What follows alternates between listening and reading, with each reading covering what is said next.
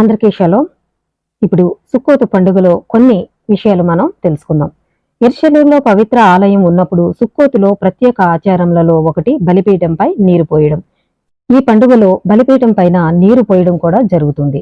ఆ నీటిని తీసుకునే ముందు ఆలయ ప్రాంగణంలో రాత్రంతా వేడుకలు జరగడం ఒక ఆచారం.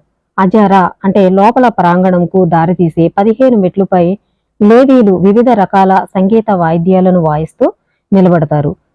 ఇంకా ఇశ్రాయేలీలు నృత్యం చేస్తూ మరియు వాయిద్యాలను వాయిస్తూ భారీ నూనెతో మండే దీపాలను మొత్తం నగరం ప్రకాశవంతంగా చేసేవారు.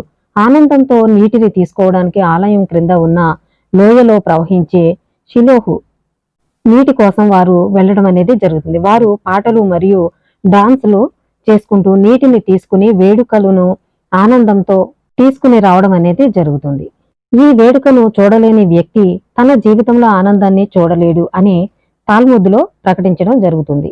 పండుగ రోజున ప్రతిరోజు నీరు పోస్తారు, కానీ ప్రత్యేక వేడుకలు ఛోల్ హమోద్ నాడు మాత్రమే నిర్వహించబడతాయి. ఎందుకంటే వేడుకలోని అనేక అంశాలు, ఉదాహరణకు సంగీత వాయిద్యాలను వాయించడం, యోమ్ తోవ్ నాడు నిషేధింపబడ్డాయి.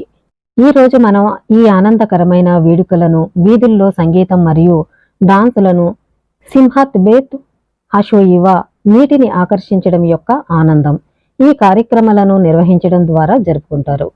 సుక్కోత్ పండుగలోని 7 రోజులలో 2 రోజులు యోమ్ తోవ్ రోజులు, తర్వాత 5 రోజులు చోల్ హమోద్ పండుగ వారపు రోజులు.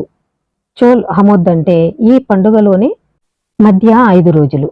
సుక్కోత్ మొదటి రోజు చివరి రోజు యోమ్ తోవ్ రోజులు. యోమ్ తోవ్ రోజు షబ్బాత్ రోజు లాగానే అన్ని సృజనాత్మక పనులు నిషేధింపబడ్డాయి. అంటే మొదటి రోజు లాస్ట్ రోజు కూడా ఏ పని కూడా చేయకూడదు.